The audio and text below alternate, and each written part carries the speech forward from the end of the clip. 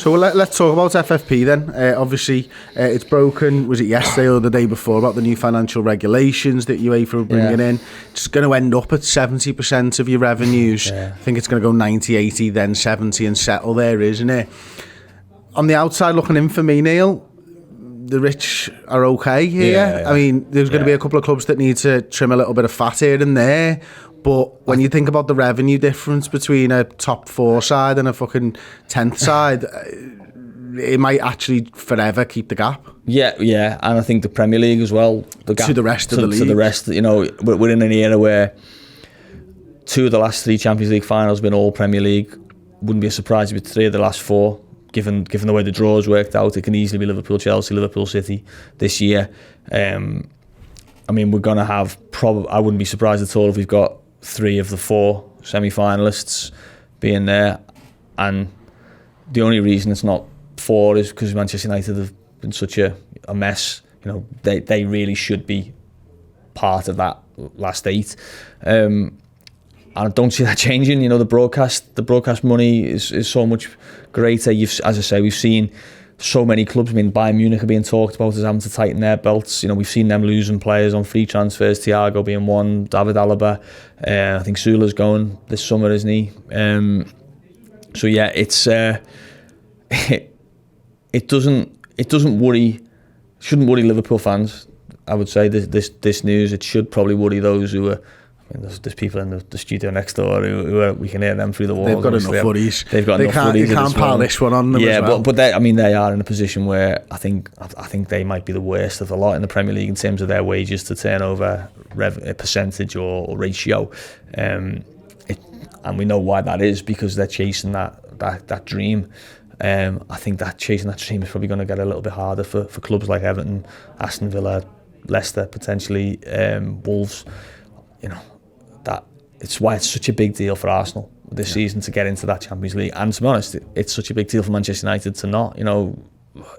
I think United will be okay long term because of the size of the club, but it's a massive setback if you're thinking about starting this bold new Manchester United era and you just happen to fall out the Champions League at the same time. What does it mean for a bad example, but in some ways a good example? Fulham making an attempt at trying to get to the big time. I know they poured a lot of money in and everything else. They brought Keegan in and all that type of stuff, and he played great football. But does it really, it's going to make it hard enough to get into a Champions League side anyway?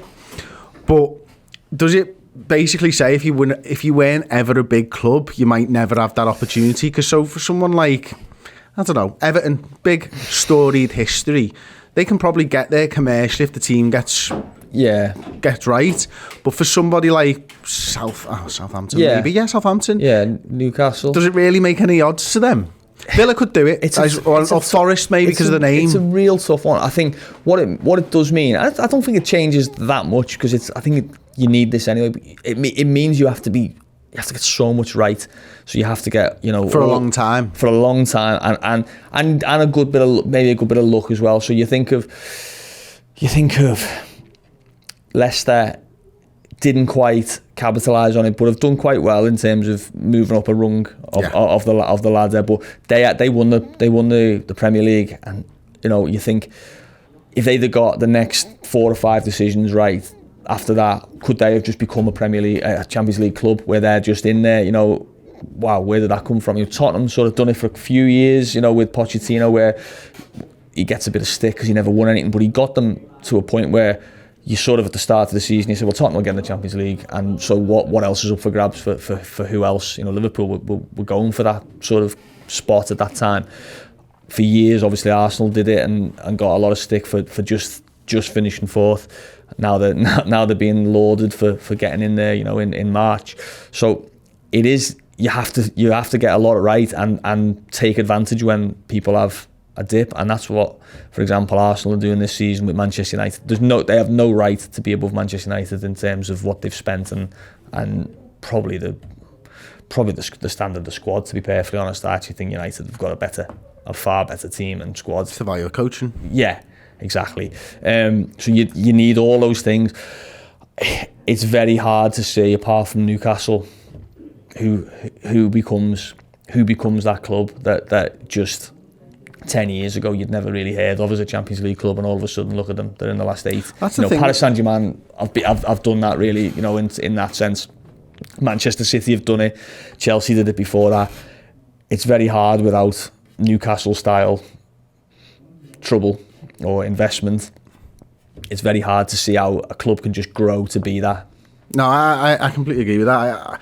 My concern is, and it's a concern as a football fan, not as a Liverpool fan, that it just, with the money that's going in the Champions League, when it goes to that league format and everything else, you've kind of just done what the European Super League is anyway. Yeah. You're basically saying, people can get in there, but also you're saying, no, they can't. Do you know? Yeah, you are. And also, do you know what I noticed this week, and this is a bit different to the Premier League, but I'm guessing if you're not one of the big 6, let's call it that, you must have these feelings. But I was listening to a lot of European sort of journalists talking about the situations of various clubs, Paris Saint-Germain and Juventus and Bayern Munich and places like that. And they all sort of say the same, they all sort of criticising these clubs, saying, it's not been a great season for them, I heard, and he's a great journalist, it's not a criticism, but it's just sort of state of play. Julien Laurent talking about Paris Saint-Germain and saying, it's the worst season of the Qatari era, God, it's just so bad, at the moment. 12 points clear at the top of Liga, and like Bayern Munich being talked about at the end of an era, top of Bundesliga, still in the Champions League.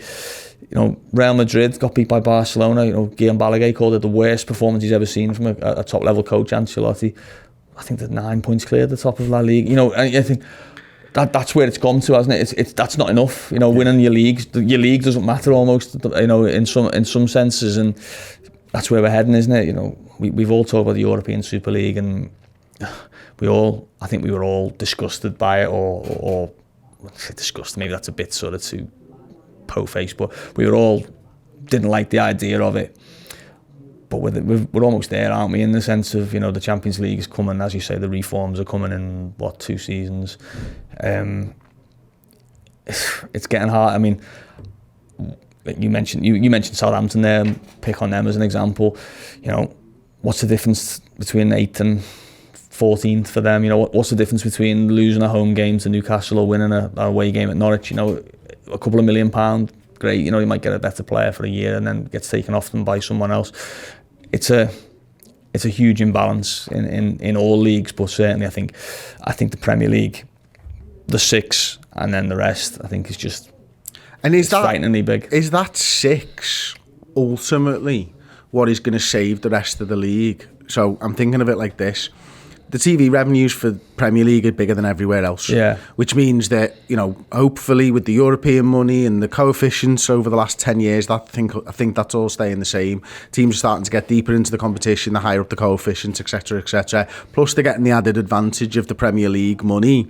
Now, it might help numbers 4 to 20 in terms of they're going to have more money, but the gap's still big. But what it does do is actually helps the 6 against the Champions League clubs, because German football ain't getting nowhere near it if it's just a procession every year. France exactly the same. Spain will get views because of Barcelona and Real Madrid, and their TV deal's done slightly differently, isn't it? But does the money from the 6 actually save the 14 and give them a better opportunity than maybe the 14 teams in Spain? Yeah, possibly. And also what you do find is obviously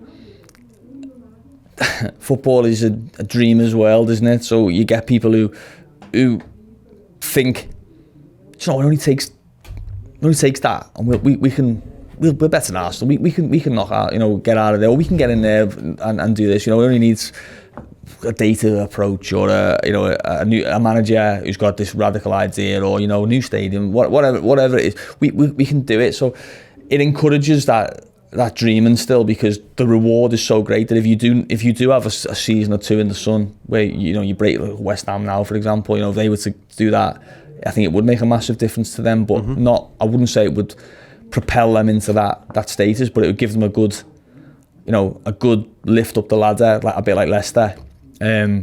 So I think it does encourage that. But yeah, I think I'm just thinking from a sort of a traditionalist point of view. There are times sometimes when you look at old sort of Premier League years or match of the 70s and that kind of thing, and you look at the league table and you think that was a that was different to the previous year. You know, that God, where did Norwich come from? There, sort of second in the table, and I think they were Fox and fucking at first year of the Premier League. I think Villa were right up there, and Norwich, and Blackburn obviously had it mixed it up, and then it's generally sort of levelled out into a far more imbalanced league. You know, even down to sort of the amount of excellent players dotted around the league, rather than being, Manchester City have got Middlesbrough never having Janino and Ravanelli. Yeah, it's tough to nowadays, see. Are they? You know it's what tough I mean? to see. You know, it is very JJ hard to Bolton, imagine. and there was just players everywhere. Wasn't there? There was someone. Yeah, it's tough to see. You know, certainly not for long.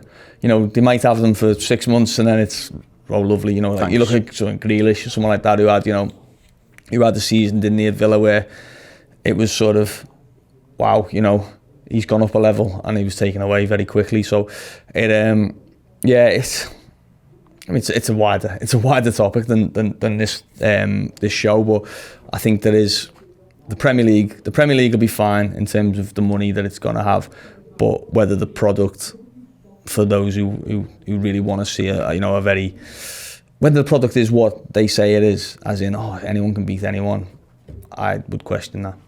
Yeah, it is difficult. I think it's quite easy sometimes to focus on the negatives of when something like this comes out. What are the positives that you're drawing from what they're doing? Yeah, well, I think, in terms of the FFP? Yeah, or whatever it's called now. I think that it's still in the agenda is a positive. I think the fact that it's not just sort of, quietly kicked into the tall grass and sort of, left to... That was a failed experiment, I think it was a failed experiment, but at least they're still sort of trying to put something towards it.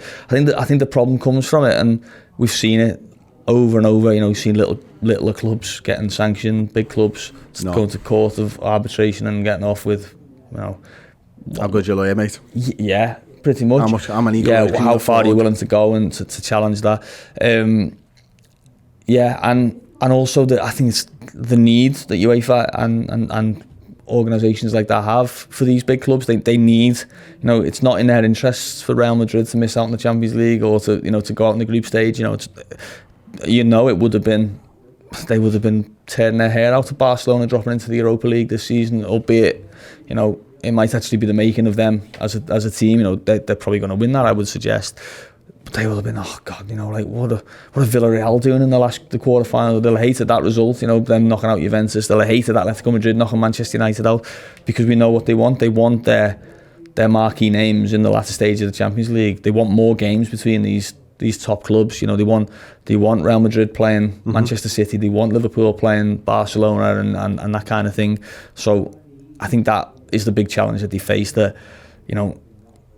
to penalise those clubs is to put at risk what makes the competition and makes UEFA so, powerful and glamorous. One of the things, and I've looked for it about 4 times, I can't find it in the New York Times article, but there is a paragraph that mentions that they're going to be able to look at, for want of a better way of describing it, inflated sponsorships. So, for example, let's talk Etihad on the nose straight away, paying over. Where did you pluck that from? I don't know. Just like I pulled Southampton before. Yeah. It was just on the tip of the tongue, Neil. Yeah. How the fuck are they going to do that? You mean so they want to investigate inflated sponsor? Yeah. Well, it's tough, isn't it? I mean, it's one of those grey areas for me where they've written in a grey area where you can already see, you're not going to be able to enforce that, lads. Yeah, exactly that. Yeah, I mean, it's a bit like saying, they're going to judge what the market value of a player is, isn't it? And they say, well, hang on, no, you can't pay that for him because he's worth that. So, well, they've accepted the bid. There is that. But we know the workarounds. I mean, you look at, even just to throw another thing in, now Chelsea are suddenly getting they can play £30 million into their club to keep it running, when they were being sanctioned, and that was it. They were being basically told to cease trading. Now they can sell away tickets, they can do that. There's always going to be, these clubs are always going to find workarounds of these rules. You guarantee they won't have just heard about these rules, they'll have known about them. There will be a lot of people looking at, okay, well, that means we need to be more careful on that, we need to push that into that area. We've seen it, we've all read the Der Spiegel stories about a certain club and the way that they operate and the level that it goes to in terms of, ensure. Yeah, give us some extra money and I'll make sure we get it back to you. Yeah, somehow. Yeah, of course. And you know, I'm sure we'll see that now. I'm sure Newcastle will fall into that sort of category before long. I wouldn't be surprised at all if we start seeing some sort of rather obvious channels of new revenue coming into to them from a certain part of the world. But I'm guessing that's just part of the workings of a club. I'm sure Liverpool do sort of, you know, I wouldn't say shady business, but I'm sure Liverpool will sort of find ways to exploit any loopholes and find ways to work as close to the line as you can possibly get, because that's what the line's there for, I guess. Yeah, no, I must admit, like, the one thing it makes me think is, you're never going to get rid of people who are sports washing, because there's a reason. They don't need to make money, but they're going to make money now as well. If they're capping everything at 70%. But what it does make me think is actually you could quite easily get an influx of American venture capitalists. Yeah. Because that's why FSG got involved, isn't it? Because they saw with FFP an opportunity to make money out of football and grow your brand and everything else. Do you think there is going to be an influx of those types of people coming into the game? Well, look at the Chelsea situation at the moment. You know who's up for it. The Ricketts family are obviously part of that, aren't they? And I know they've got themselves embroiled in a bit of a problem with their supporters, but there's other American groups that have been linked with that. I think, you know, obviously we've got Arsenal have been in that situation. Aston Villa have had a go of it. I think Sunderland had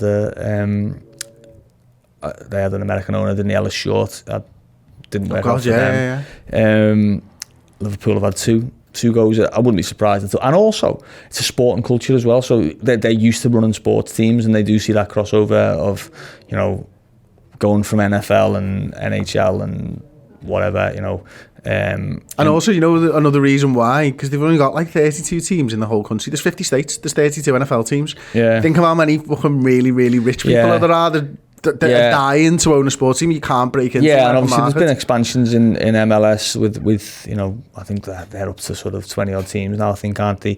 Still 50 states. Yeah, exactly. Yeah, and that's not the same product either. You know, it's as much as owning an MLS team would be brilliant. It's still not the global sort of, you know, sensation that it is to own Manchester United or to own Liverpool. So yeah, I wouldn't be surprised. But look, I just think we'll just see people who've got loads and loads of money, and they're looking for ways to sort of to A, spend it, but B, like you say, to make some more of it. And I'm not convinced football's the best way to do it, unless you happen to be very, very, very savvy and very, very willing to, you know, make good decisions. But it'll carry on happening. We're not going back to the days of the local factory owner and that kind of thing, unfortunately. No, and yet we reminisce fondly of those days. But you know, from as you know, I'm 39 years old. From my Premier League watching days, because you know, I remember my dad going to the cup final in 80. I remember sitting down and watching. It's the first game that I actually remember watching. In fact, no, Hillsborough as well, just prior to that. Remember, you know, the FA Cup in '92, but my knowledge is built from Premier League, and it's always been that way. It's never been with as much money, but ultimately, you know, we had Blackburn coming, we had Newcastle, we had Fulham, we've had Liverpool spending more than everybody, just making bad decisions to stay third in the Premier League. Yeah, absolutely. We do romanticize about it probably a little bit too much. Yeah, I suppose that.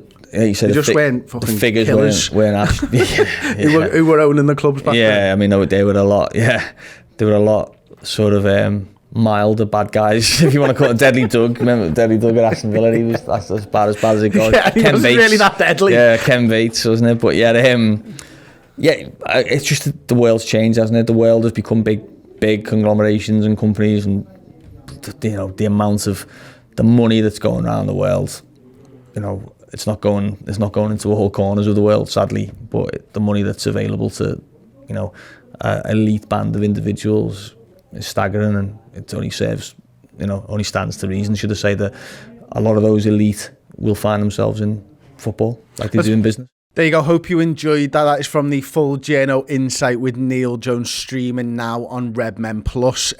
We spoke about all the latest transfer news. 3 players that have been linked with Liverpool this week. We spoke about Salah and that Juve mammoth bid that they're preparing. We obviously spoke about FFP, which you know about, and a whole host of other things that are completely and utterly relevant and completely and utterly riveting.